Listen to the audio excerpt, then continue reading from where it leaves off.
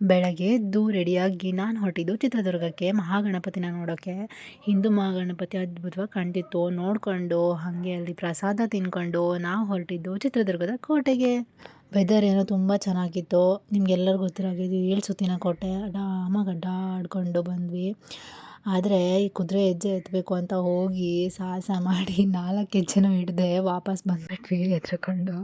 ಹತ್ತಕ್ಕೆ ಆಗಲಿಲ್ಲ ನಮಗೆ. ಇನ್ನೊಂದು ಸತಿ ಹೋದಾಗ ಟ್ರೈ ಮಾಡಬೇಕು.